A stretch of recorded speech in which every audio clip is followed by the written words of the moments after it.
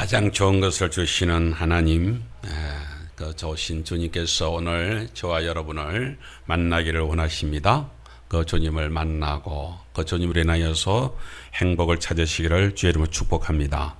지난 시간에 우리가 같이 나누면서 참 이 더위를 어떻게 이겨나갈까 생각을 하면서 이렇게 묵상을 하면서 고멜 같은 우리 어떤 면에서는 갯길로 가고 남편을 등져버리고 가정을 내몰라라 하였던 그 고멜을 그래도 사랑해 주셔서 그렇게 그 주님께서 우리한테 찾아와 주셨지 않습니까? 그 그림을 한번 보겠습니다.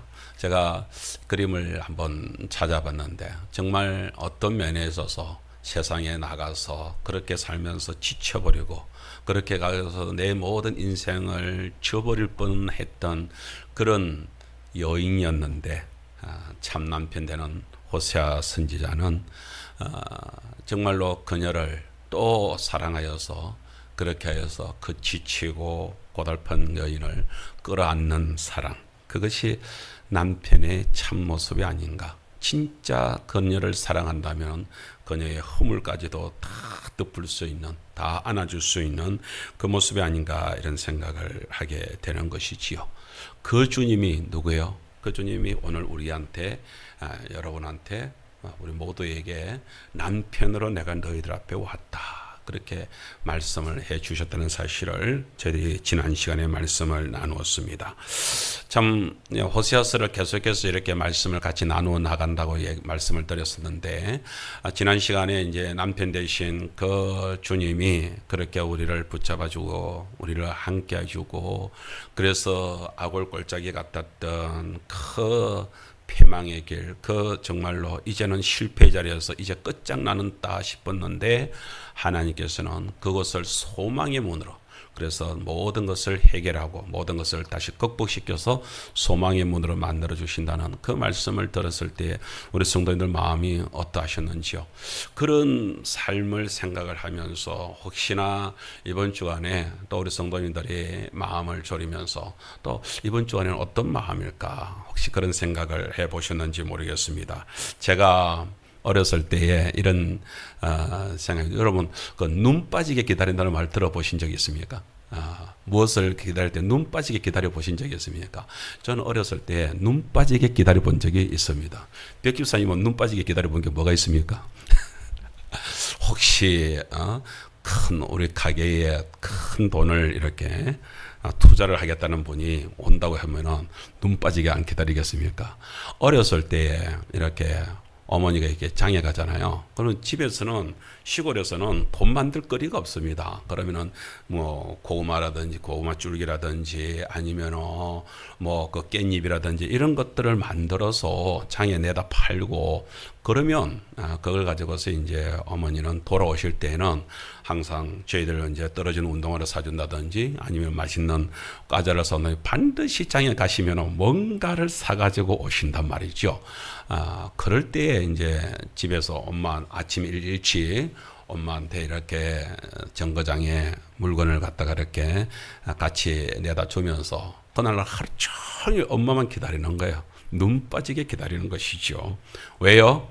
분명히 저녁에 돌아올 때는 그렇게 귀한 선물을 싸들고 오실 것이라는 것을 잘 알기 때문에 저는 이번 주간에 이렇게 이런 뭐 말씀들 이렇게 쭉 묵상을 호세아서를 이렇게 말씀을 붙들고, 저는 이제 말씀을 전체적으로 이제 붙들고 있지 않습니까? 그래서 이번 주에 남편 되신 주님에 대해서 말씀을 했으니까 이번 주간에는 이제 이런 말씀을 우리 성도들과 나누어야 되겠다 이런 생각인데, 지난 시간에 그 남편 되신 하나님에 대하여서 말씀을 나누면서 제가 저한테 은혜를 받았던 것 같아요. 제가 막 감동이 돼 가지고서 그걸 견딜 수가 없는 거예요. 그러니까 이번 주간에도 우리 성도들과 같이 말씀을 나누고 싶다는 이게 이제 속에서 이번 주에 괜히 이렇게 다른 날과 다르게 더 이렇게 몸이 다르면서 이 주일이 좀 빨리 안 오나, 주일이 빨리 와서 이렇게 말씀을 좀 같이 나누고 싶은데 이런 마음이 들었다는 것입니다.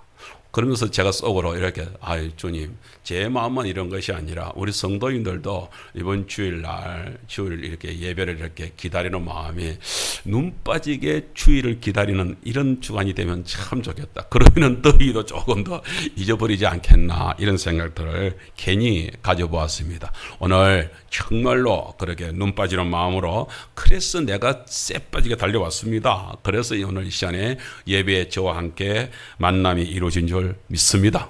오늘 그런 기쁜 마음으로 제가 말씀을 함께 나누어 갔으면 좋겠습니다.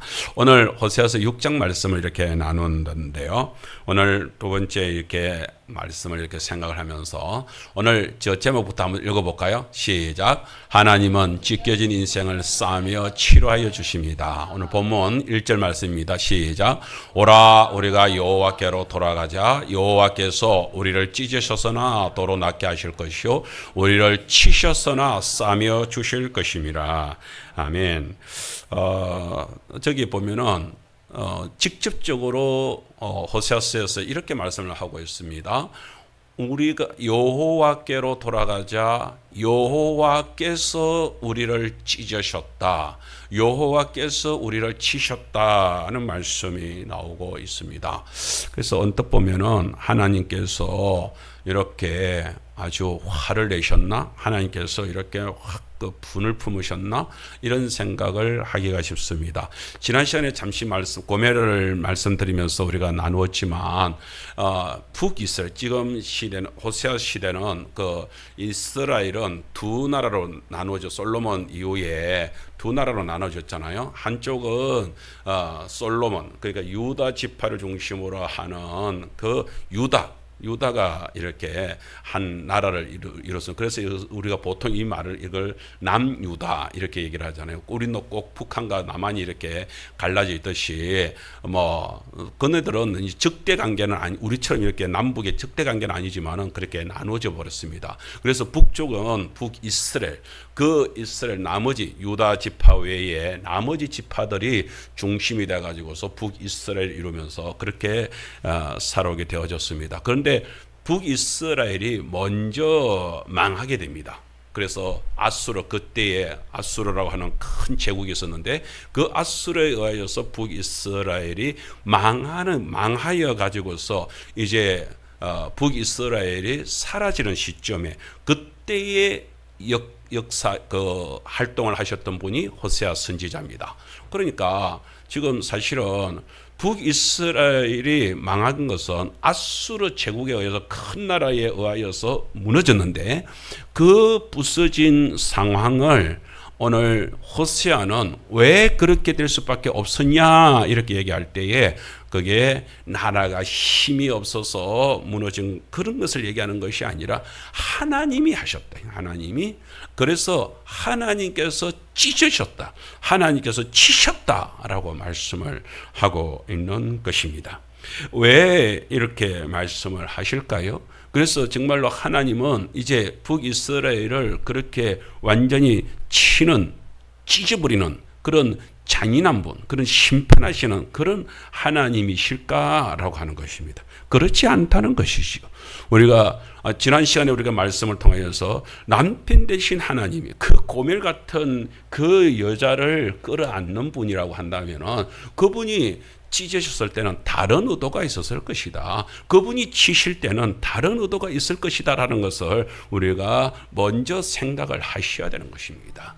그 사실들을 저희들이 한번 봤으면 좋겠다 이것이죠. 저는 어렸을 때 잠병이 참 많았습니다. 이렇게 겉보기로는 멀쩡한데 우리 집 사람이 결혼을 해가지고서 제 속을 알고 나서 그러더라고요. 겉은 멀쩡한데 속은 엉망이로구만. 알고 보면 제가 육신이 그렇게 건강한 모습을 가지고 있지 못합니다. 어렸을 때 이상하게 그렇게 제게는 전에도 한번 얘기 돌림보짐이 이렇게 있어가지고서 큰 고통을 겪었던 것도 많지만 어느 날 뜻밖의 왼쪽 보승씨 쪽에 고름이 차기 시작을 하더라고요. 그 처음에는 작은 그냥 그것인 줄 알고 그렇게 그냥 막 고름 짜내면 되는가 했던데 이게 짜내면 다시 차고 하면서 나중에 다리가 퉁퉁 부어오르는 거예요. 2배, 3배로 이렇게 다리가 그 복숭시 주변이 되면서 이렇게 부으면서 이게 도대체 그냥 쉽게 그때 됐어야 어른들이 이거 쉽게 이렇게 나을 게 아닌 모양이다. 그래가지고서 이제 막 이렇게 백방으로 이렇게 치료를 이렇게 알아보는데 어머니가 어느 날 밖에 나가셔서 그렇게 약을 구해 오신 것 같아요. 지금 생각하니까 그게 뭐였을까? 분명한 것은 된장은 아니었을 것인데 하여튼 간에 제가 알 수 없는 약을 이렇게 왔는데 그 약을 바르려면 그 속에 있는 그 고름이 꽉 차 있는 그 다리를 그걸 갖다가 완전히 뽑아내. 이제 다리가 퉁퉁 부어가지고서 손만 이렇게 옆에 가도 통증이 와가지고서 견딜 수가 없는데 그 위에 있는 고름을 갖다가 그걸 또 다 뽑아내야 된다니까.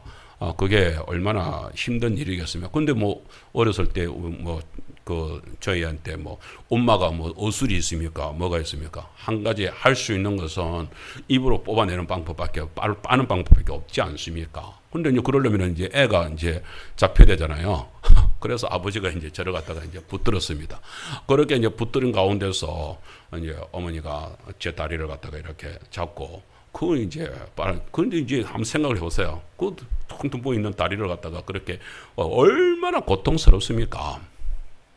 근데 저는 죽자사자 이제 아프다고 ቋම් 지르면서 이제 발부동을 치는데 아버지는 저를 갖다 그러면 저를 갖다가 꼼짝 못하게 이제 붙잡고 어머니는 그 다리를 갖다 붙잡고서 또 이제 빨아내고 서로 땀 범벅이 되는 것이요.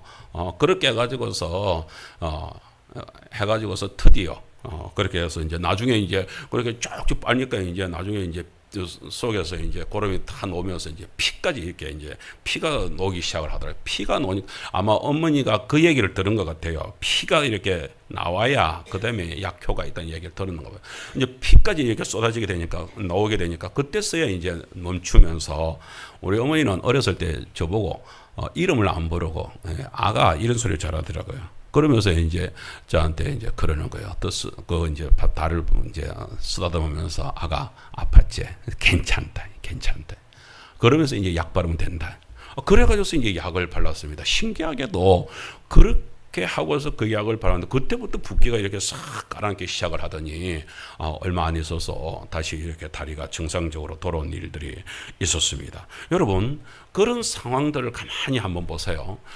처음에 예를 들면 아이고 애가 아플 거야 이래가지고서 만일에 고름을 갖다가 그렇게 안 짜내고 그렇게 해서 거기다가 바로 그냥 약을 갖다 그렇게 덧칠을 해놨으면 아마 다리가 어떻게 큰 일이 났을 수도 있을 것입니다. 문제는 뭐냐면 치료를 위하여서 어쩔 수 없이 아이가 고통스럽지만 그렇게 빨아내야 될 고름을 갖다가 꽉 짜내야 될 필요성을 가질 때가 있단 말이죠. 우리가 그런 사실들을 생각을 해야 되는 거죠. 저기서 지금 이야기하는 우리를 찢으셔서나 라고 하는 얘기는 찢어진 상태로 내버려 두지 않겠다예요. 그럼 왜 주님께서 오늘 저 말씀이 나오게 된 배경이 뭐냐? 그 배경을 먼저 저희들이 좀 봐야 되겠는데 호세아서 5장 15절 바로 6장 앞에 있는 말씀인데요. 호세아 5장 15절에 이런 말씀이 있습니다. 같이 한번 읽겠습니다. 시작. 그들이 그 죄를 뉘우치고 내 얼굴을 구하기까지 내가 내 곳으로 돌아가리라. 그들이 고난 받을 때에 나를 간절히 구하리라. 이 말씀이 나오고 있습니다. 다시 말하자면은 하나님께서 지금 어떻게 하셨습니까? 이 북이스라엘이 하도 이렇게 하나님을 이렇게 등지고 그렇게 하면서 죄의 길에 허물로 이렇게 드러내니까 하나님께서 아수르를 들어서 그렇게 해서 공격을 해서 북이스라엘을 쳐버렸습니다. 그런데 쳐놓고 나서 하시는 말씀이 너희들이 뭐예요? 너희들이 고난을 받아야 그 고난 속에서야 나를 찾을 것이다. 참 하나님께서 그 백성들의 마음을 이렇게 아는 거죠. 너희들이 결코 좋은 말로 해가지고 돌아오지 않는구나. 그래서 내가 너희들 그러면 어쩔 수 있나? 너희들 쳐야지. 그렇게 하셔서 고난이 되면 너희들 그때서는 나를 찾게 될 테니까 그 말을 하는 거예요. 그게 그러면서 지금 6장으로 바로 넘어오는 말씀 아닙니까? 너희들이 고난 받게 되면 결국에는 나를 찾게 되겠지. 나를 찾게 되겠지. 하나님께서 이렇게 말씀을 하고 있습니다. 여러분 혹시 의학 드라마라든지 그런 거 보시면은 그 가끔 수술이 이렇게 탁 준비가 되잖아요. 그 수술이 준비가 되면 딱 거기서 의사가 딱 앞에 서 가지고서 제일 먼저 그 옆에 있는 보조들한테 얘기하는 게 뭡니까? 저는 딱 들리는 얘기가 메스하는 얘기를 여러분 항상 듣게 됩니다. 칼을 달라 이거죠. 왜요? 그 부위를 째야 되니까요. 어쨌든 간에 그 안에 뭐 수술을 하든지 뭘 하든지 간에 일단은 그 부위를 갖다가 찢어놔야, 그래야 그 다음에 수술이 가능해지니까요. 그 찢기 위하여서 칼을 달라고 하는 거예요. 그리고 그 생사를 갖다가 그렇게 쫙 째기 시작을 하는 것입니다. 찢으셨으나 하는 이야기는 우리가 그런 측면을 갖다가 우리가 봐야 된다 이것입니다. 그렇게 하나님께서는 일단은 찢어 놓습니다. 왜요? 치료하기 위하여서 그를 살려내려고 하면은 찢어야죠.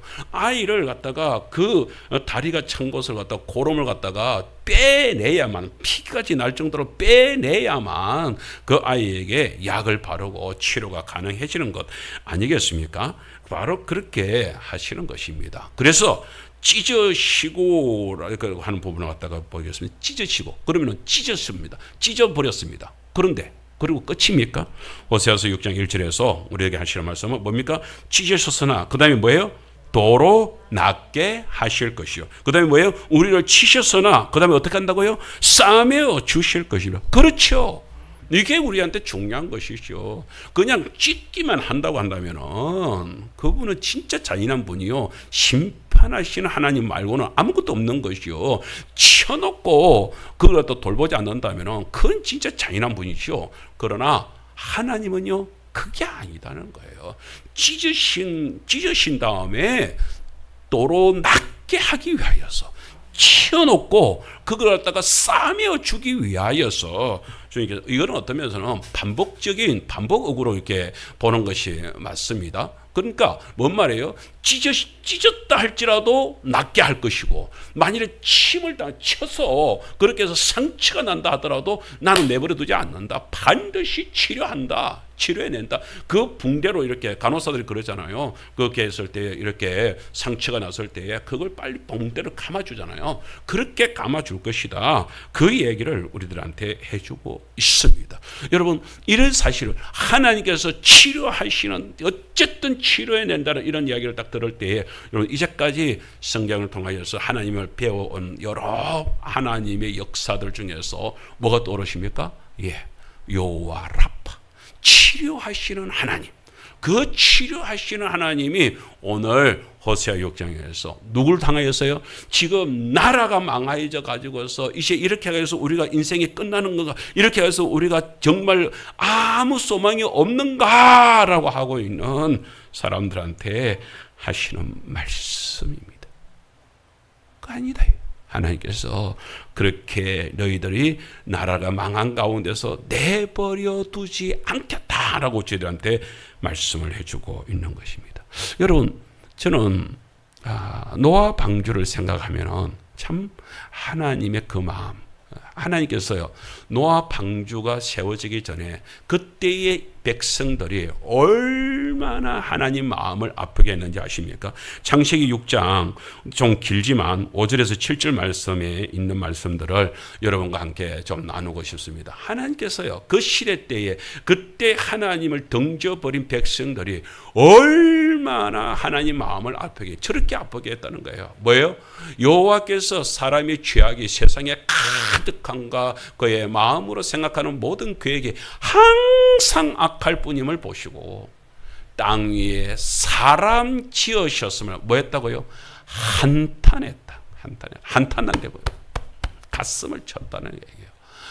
마음에 근심하시고 이러시되 내가 창조한 사람을 내가 지면에서 어떻게 한다고요? 쓸어버리되 사람으로부터 가축과 기름과 공중의 새까지 그리하리라. 이너 내가 그것들을 지었음을 한탄한다는 얘기는요, 후회한다.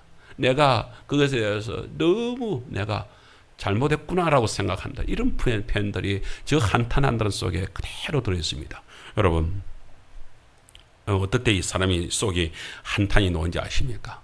어렸을 때 저희 아버지는 알코올 중독으로 참 그렇게 고통을 깨끗신 분입니다. 본인도 그 고통이었지만은 사실은 그 알코올 중독 때문에 가족들이 엄청나게 고통을 겪었습니다. 특별히 할머니는 그게 아버지는요 술이 이렇게 돼가지고 이렇게 만일에 그게 이렇게 취함이 올라오게 되면 어머니고 뭐가 안 보이는가 봐요.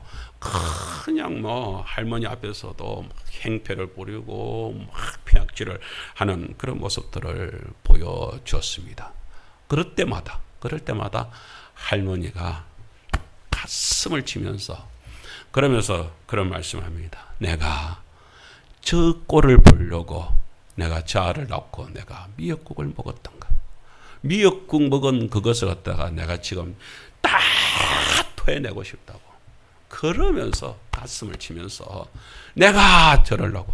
동네 사람들은 그렇게 이제 행패를 부리고 그러면 이제 가까이 있는 이웃집에 어르신들이 이렇게 들어오시잖아요. 오셔서 아이고 참으소 그러잖아요. 그러면은 동네 사람들한테 고래고래 고함을 지르면서 사람들아 내가 적고를 보려고 그러면서 가슴을 치는.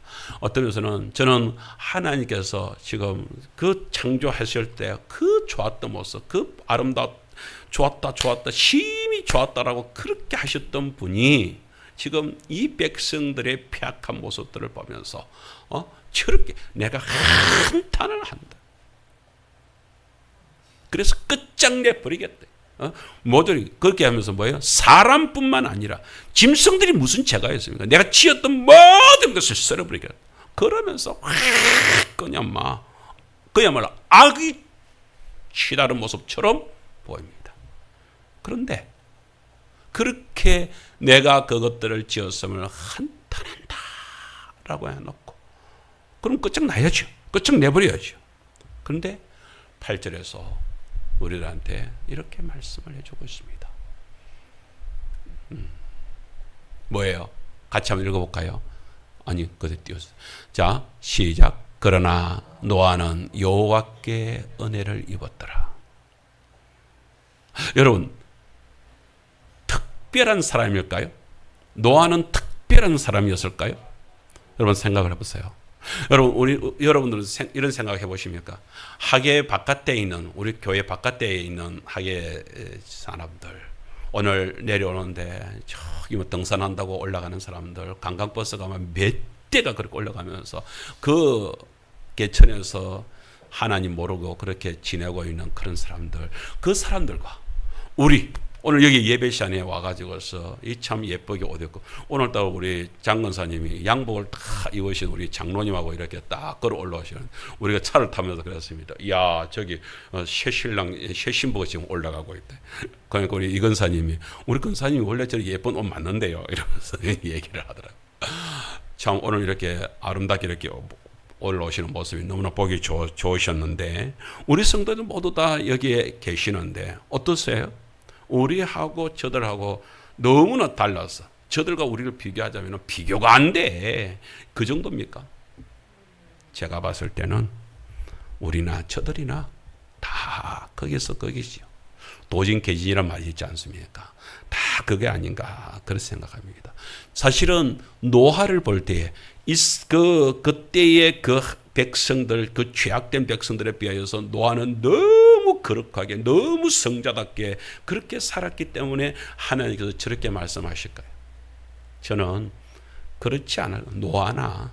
노아가 생활하는 것이나 아니면 그 땅에 있는 다른 사람들이 하는 것이나 큰 차이는 없었을 것입니다. 단지 하나님을 굉해하는 마음이 조금 더 있었을 뿐. 그래서 우리도 그렇지 않습니까? 여러분 강단에 선 목사니까 목사는 우리 성도들에 비하여 아니 세상 사람들에 비하여서 너무 고귀해 그렇게 보이십니까? 그렇게 봐주면 감사한 일이지만 그러나 사람인 제 입장에서 죄인된 제 입장에서 볼 때는 다 거기서 거기입니다.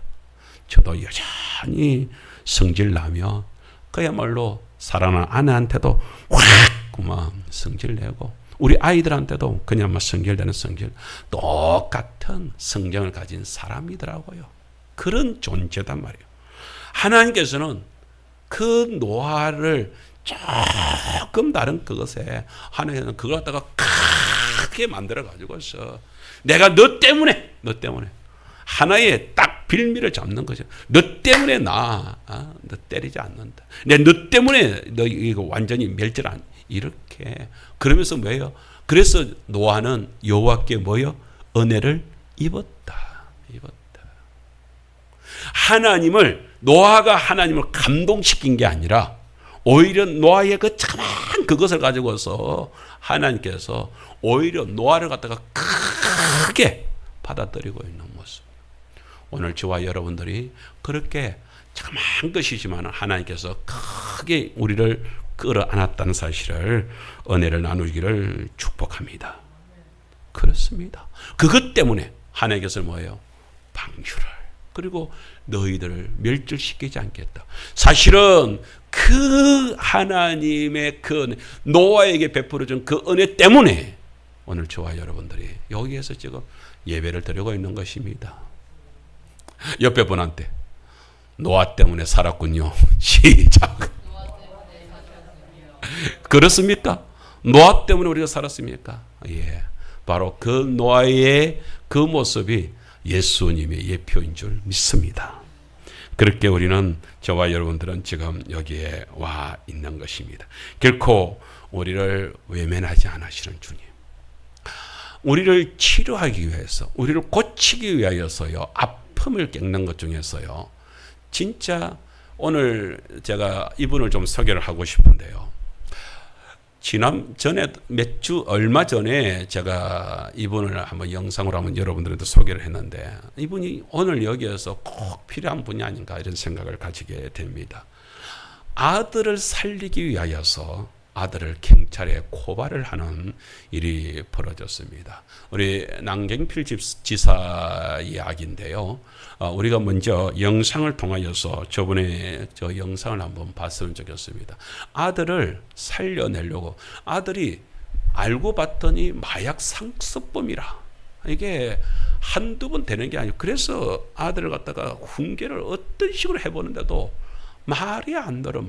그날도 아들이 완전 그냥 마약에 찌들어 가지고서 그냥 인사불성이 돼 있는 거예요. 그 어쩔 수 없이 아버지가 경찰에 신고를 하는 거예요. 내 아들 잡아가 주세요. 영상을 한번 보겠습니다.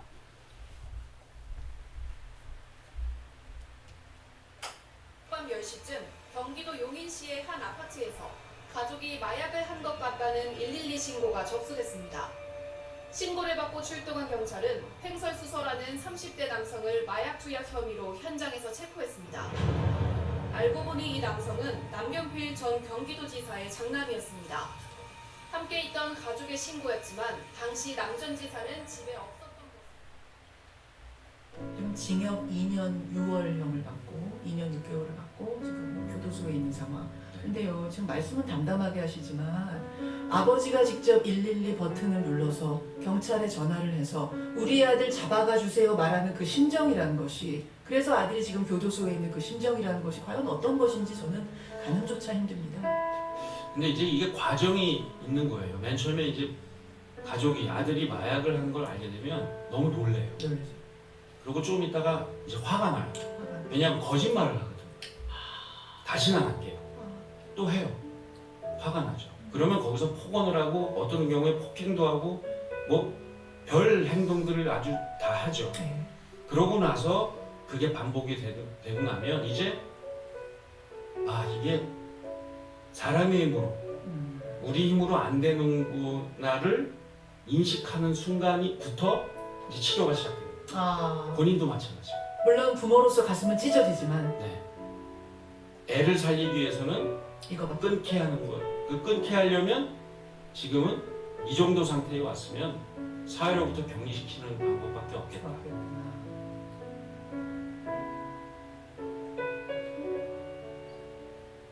그때 하나님께서 저한테 그런 말씀을 하시거든요. 네가 3년 동안 별짓 다 해봤지.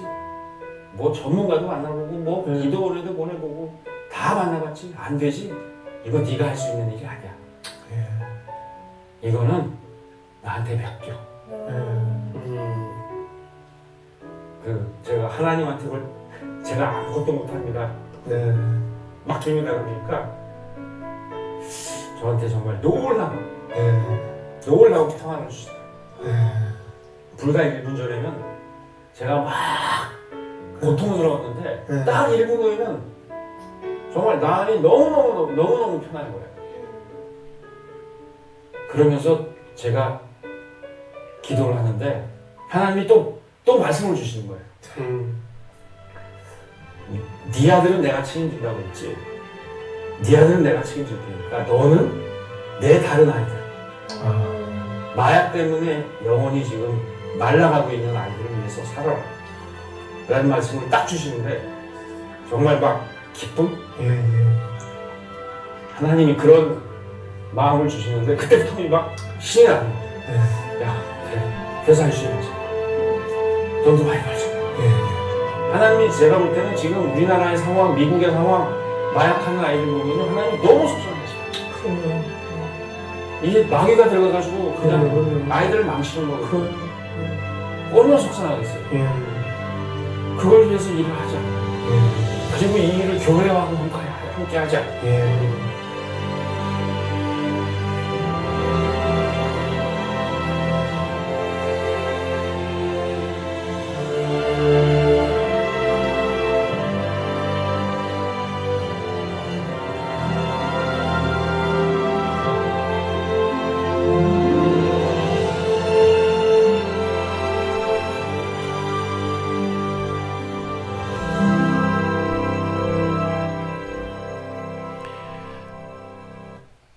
영상은 짧지만 그런데 저 속에서 정말 다른 것보다도 아들이 한 3년 동안 그렇게 해가지고서 별짓을 다 해봤다잖아요. 어싸면 어싸 뭐 다 해봤겠죠. 다 해봤겠죠. 근데 안 듣는 거예요. 그래서 보세요. 그래서 아들을 갖다가 그렇게 하면서 신고를 해가지고서 사회와 격리를 시키고 그렇게 해서 그를 갖다가 치료 과정을 갖다가 겪게 만드는 일들을 바라보세요. 어떤 면에서는 그러면서 하나님의 응답을 받았다잖아요. 알고 봤더니 내 아들뿐만 아니라 주변에 마약 때문에 고통받고 있는 사람들이 그런 아이들이 너무 많다. 우리나라뿐만 아니라 전 세계적으로요. 그리고 특별히요. 이렇게 악한 자들, 지금 마약을 파는 사람들을 보세요. 돈이라고 한다면요. 그래서 젊은이들한테 그렇게 해가지고 처음에는요. 그런데요. 학교 이런 데서 마약을 좀 하는 아이들이 그렇게 해서 친구들 갖다가 꼬셔내잖아요. 아무것도 아닌 거 좋은 거야. 이러면서 그 마약을 갖다가 조금씩 아이들한테 공짜로 이렇게 쫙 푼대요. 그럼 아이들은 못 모르고 이렇게 마셔보잖아요. 먹어보잖아요. 괜찮네. 근데 이제 서서히 그게 중독이 되잖아요. 중독이 딱 되면은 그때부터는 그렇게 줬던 아이들한테 나 그거 필요해. 그러면 돈 내놔. 이렇게 해가지고서 그렇게 쫙쫙 퍼져나가는 이게요. 걷잡을 수가 없대요. 우리나라에도 지금 그렇게 해가지고 우리가 알지 못하는 더 깊숙한 곳에까지 마약이 이렇게 들어가 있답니다.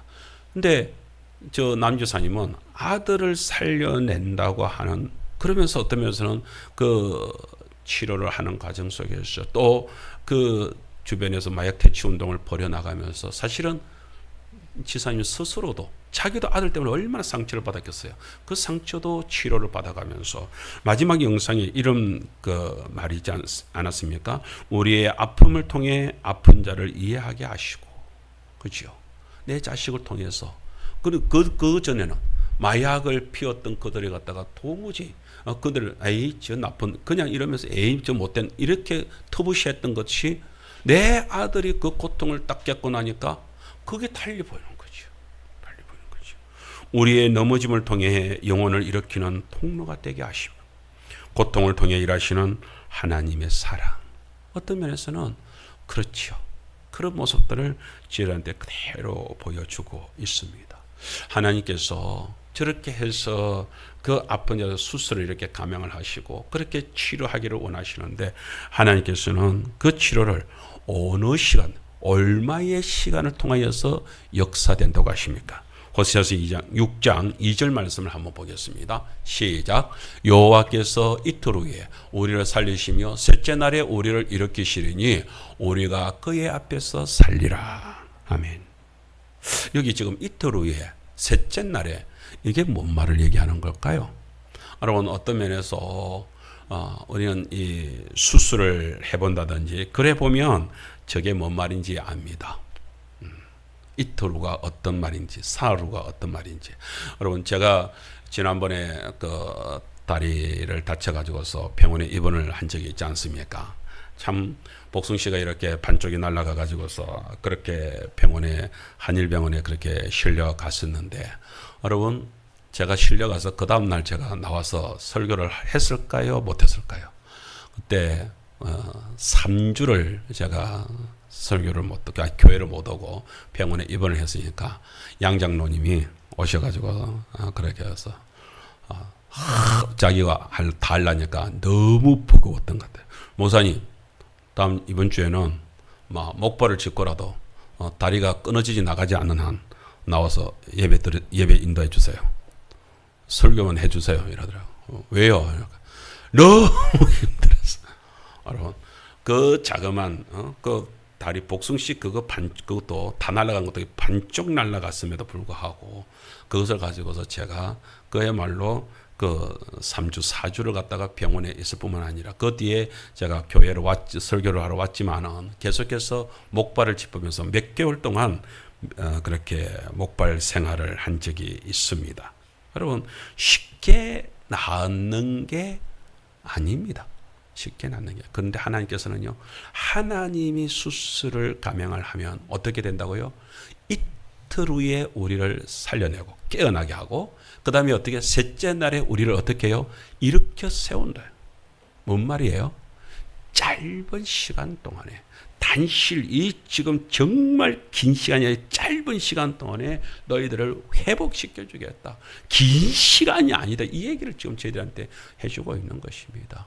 여러분 수술을 했는데 이틀 후에 어떻게 그렇게 살아날 수가 있습니까? 사흘째 어떻게 일어날 수가 있습니까? 어떻게 걸을 수가 있습니까? 어떻게 건강해질 수가 있습니까?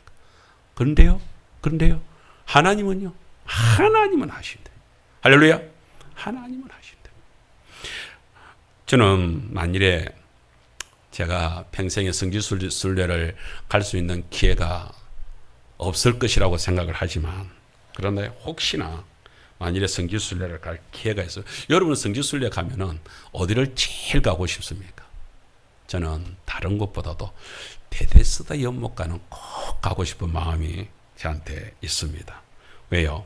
베데스다가 뭐예요? 자비의 집이라고 그랬잖아요.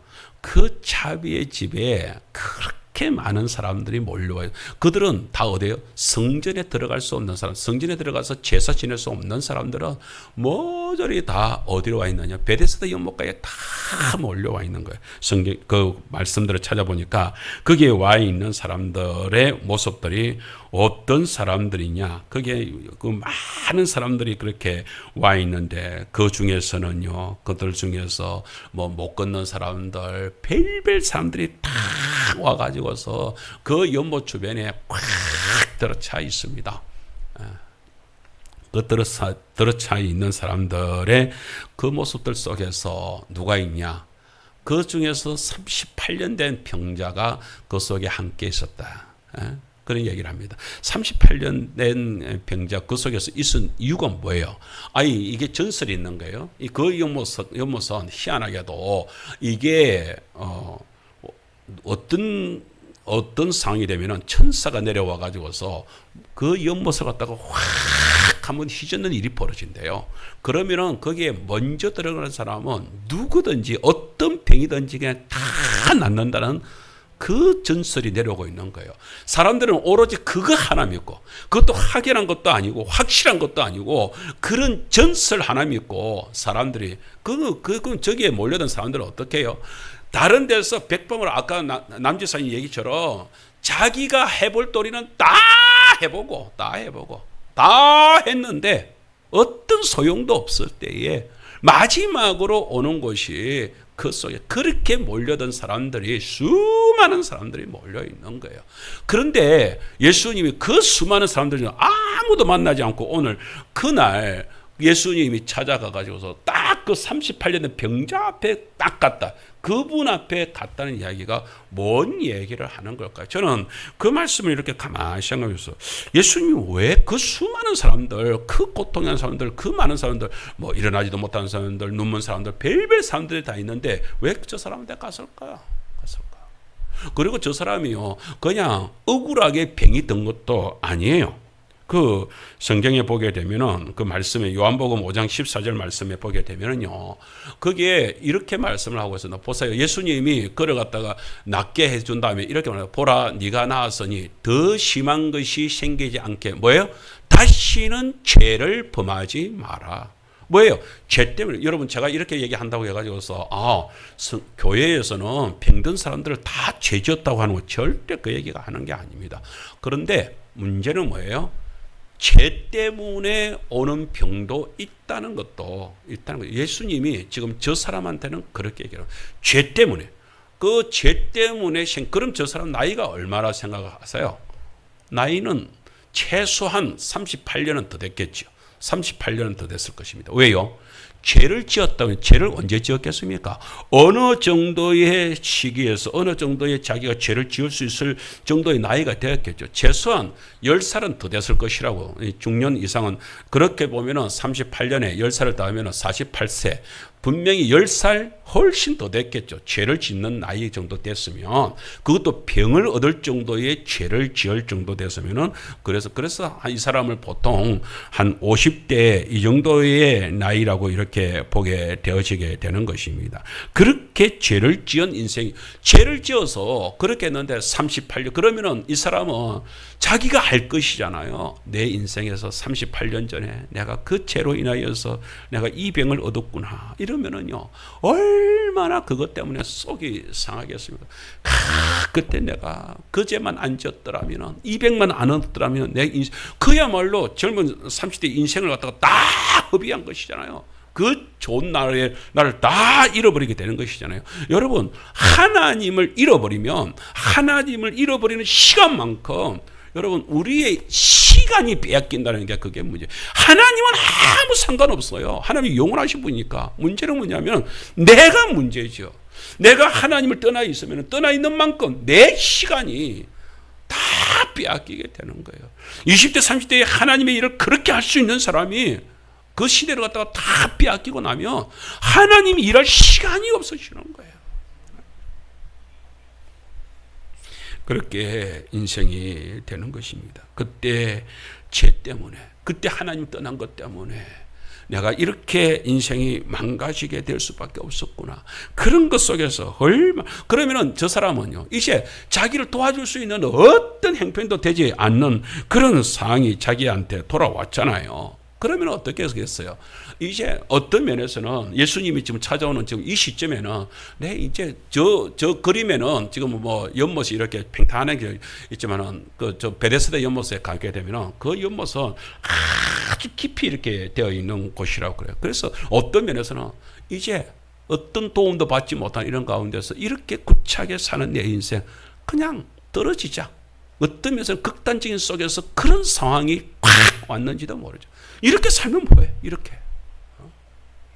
예수님은 어떤 면에서는 바로 그렇게 자기 죄로 인하여서 좌절하고 절망하면서 이렇게 끝장을 내겠다고 하면서 떨어지려고 하는 그 사람을 내버려 둘 수가 없었어. 내버려 둘 수가 없었어.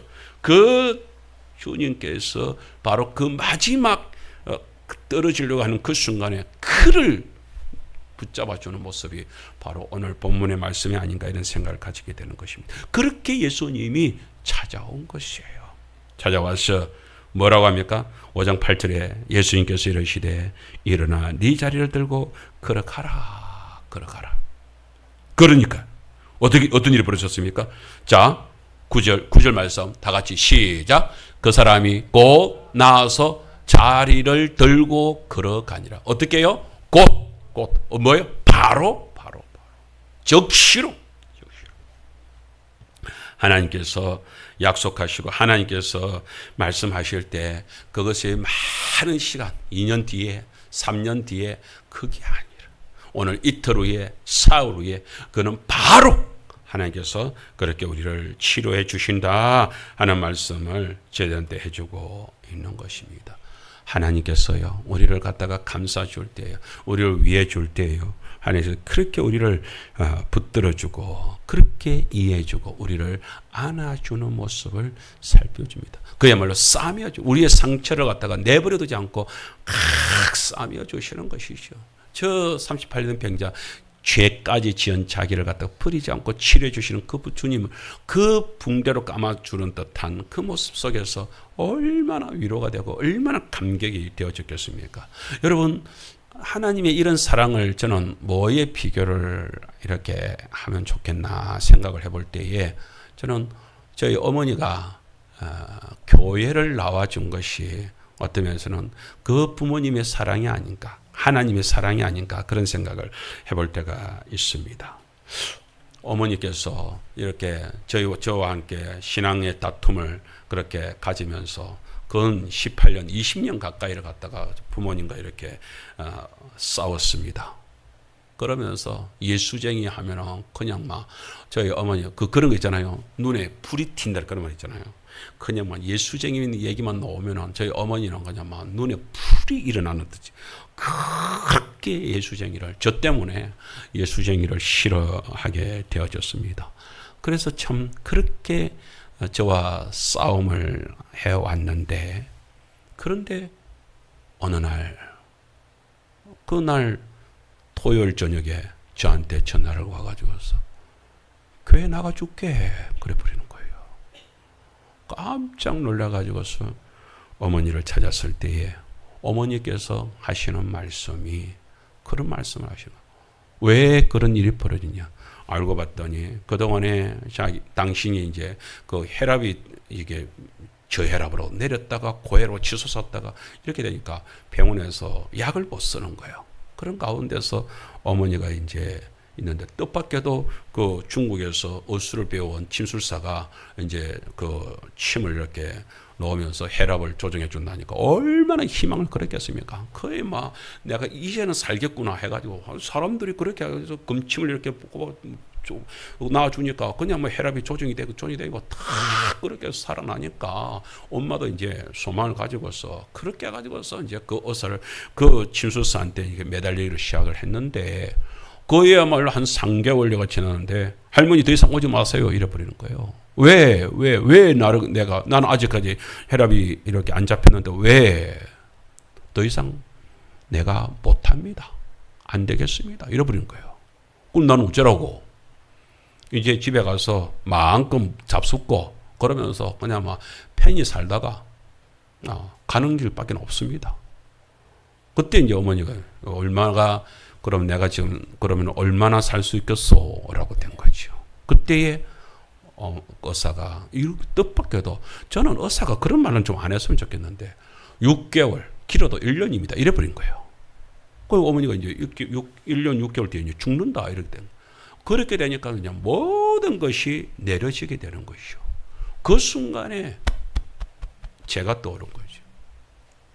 바깥 집안에 와가지고서 그렇게 애를 썼는데 내가 다른 것은 후회가 안 되는데 아들이 셋째 아들, 제가 셋째거든요. 셋째 아들 제가 생각하는 저 아들 가슴에 교회 가자고, 교회 다녀야 된다고 그렇게 애걸복걸 했는데 내가 평생을 저 아이를 갖다가 이렇게 해가지고 여기서 교회에 발을 안 디뎌놓고 죽게 되면 저 아이 가슴에 박힌 저 못선, 저 한이 돼가지고서 평생을 한을 품고 살 것인데 내가 저 꼴을 못 본대, 저 꼴을. 그 꼴을 어머니는 볼 수가 없대.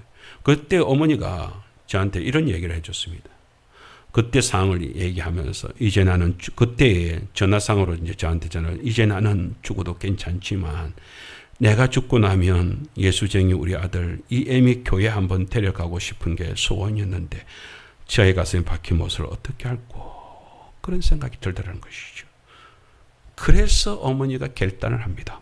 내가 남은 6개월, 1년 안에 내가 교회를 가준다. 하나님 믿겠다 아니에요. 예수님 믿겠다 아니에요. 어머니는 오로지 천국 간다 아니에요. 아니에요. 아들 가슴에 못을 빼주기 위하여서, 그 한 맺힌 못을 빼주기 위하여서 그것만 하면 된다. 그것만 해주고 나는 죽으면 된다. 그래서 교회를 나오겠다. 그래서 하시는 말씀이 교회 나갈게가 아니라 교회 가줄게 이러더라니까. 교회 가줄게.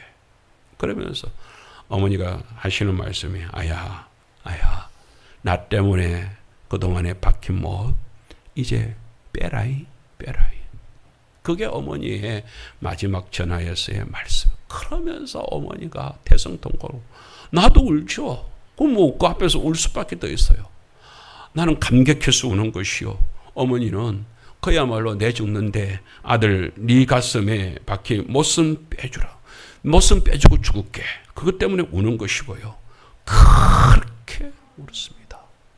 하나님께서 그렇게 제가 그동안에 어머니로 인하여서 가족들로 인하여서 가족 구원을 위하여서 그렇게 고통해하면서 눈물을 흘렸던 모든 것들을 하나님께서 어머니를 통하여서 그 한 번에 확 씻어주는 그런 은혜를 주시더라고요.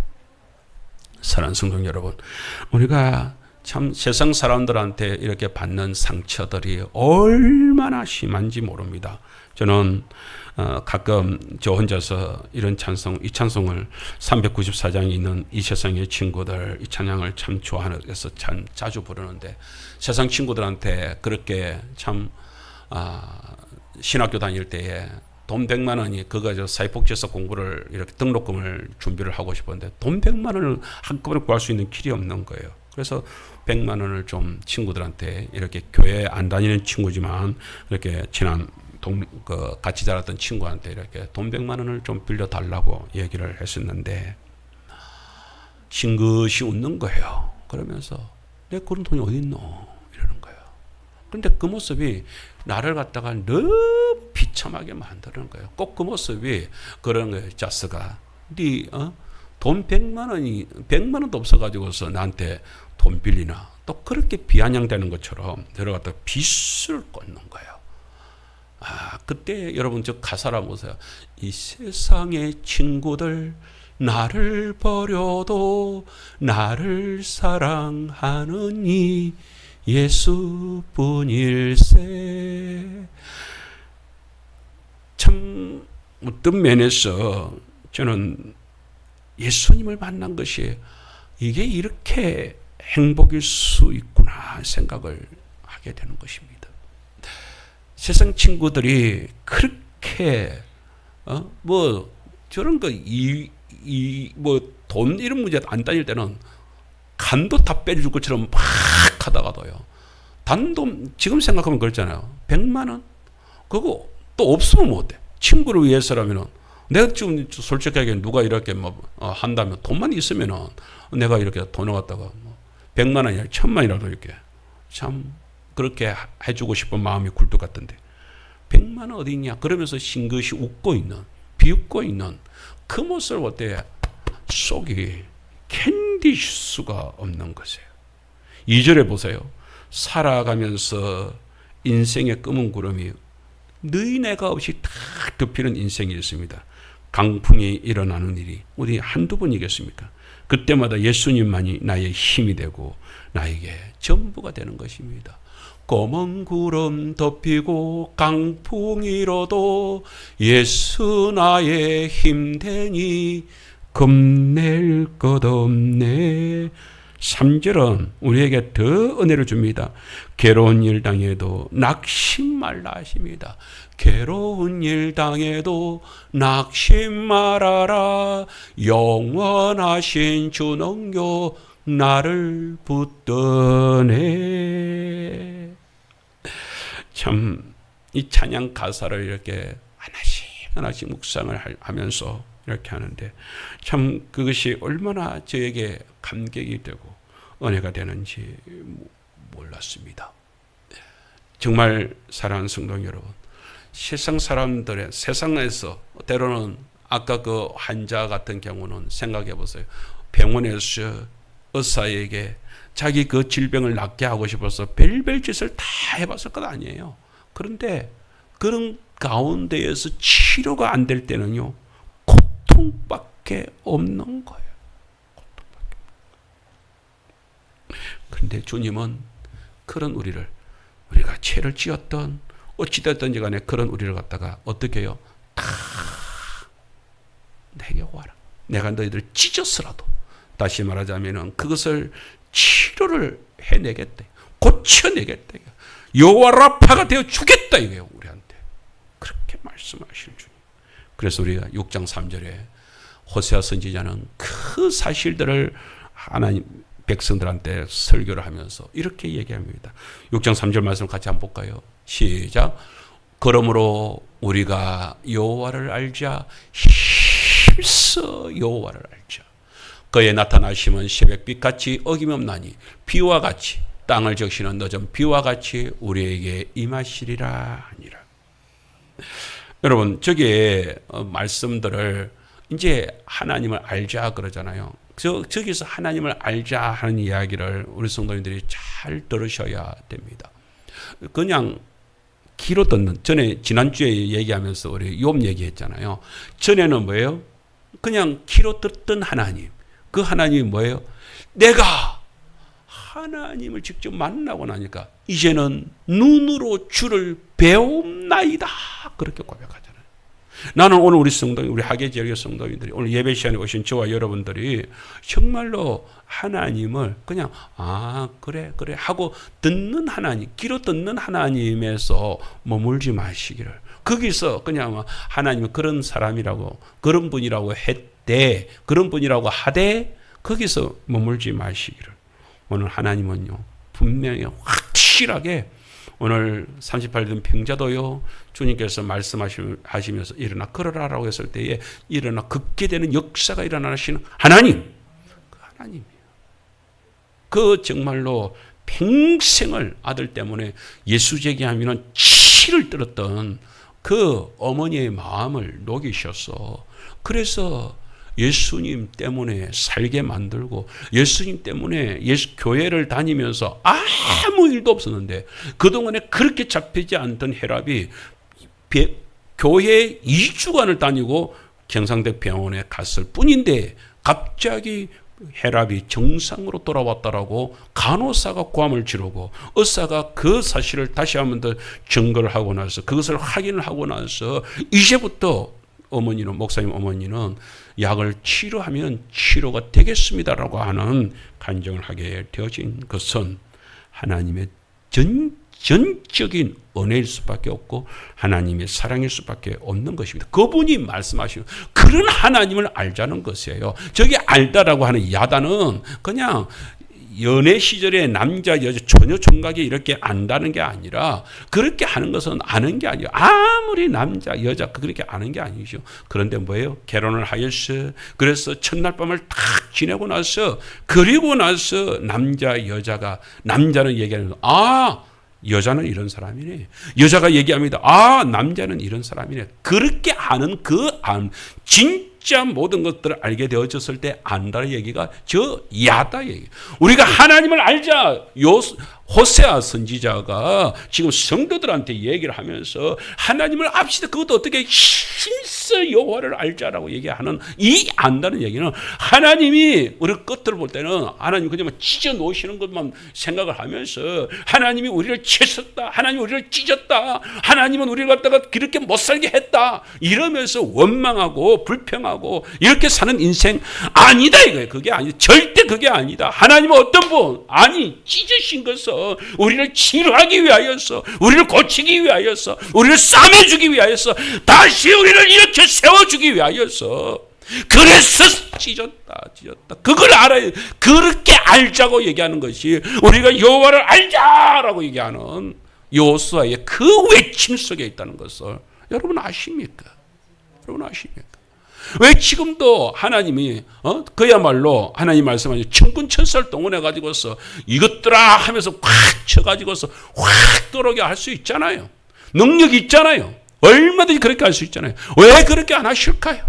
왜 그렇게 안 하시면서 끝까지 참고 또 참으실까요? 십자가에 매달리기까지 하시면서 왜 참으실까요? 우리를 사랑하니까요. 우리를 사랑하니까요. 하나님이 세상을 이처럼 사랑하사 독생자를 주셨으니 이는 그를 믿는 자마다 멸망하지 않고 영생을 얻게 하려 하심이라 했습니다. 하나님이 우리를 사랑하니까요. 우리를 그렇게 포기할 수 없고 내버릴 수 없고 우리를 갖다가 또 싸매주고 또 싸매주면서 죄를 지어요.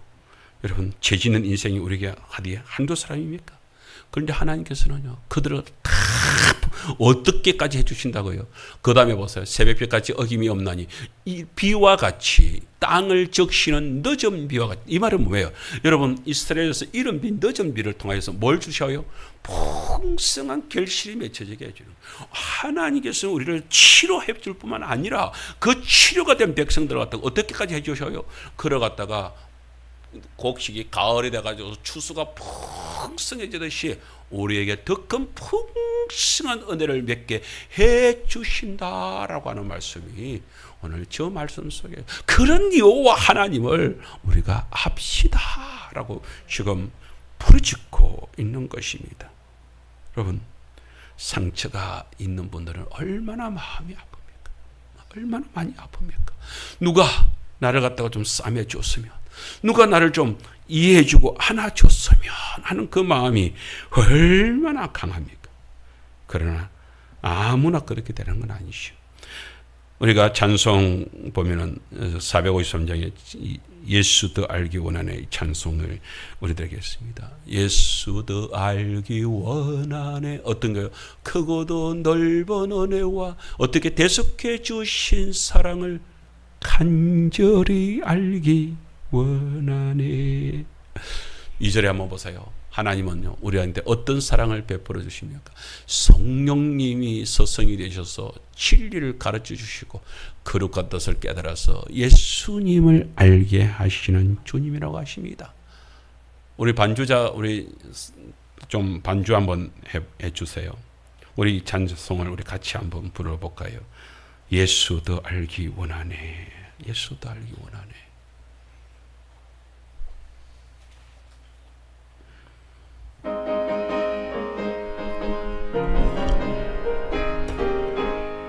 예수도 알기 원하네.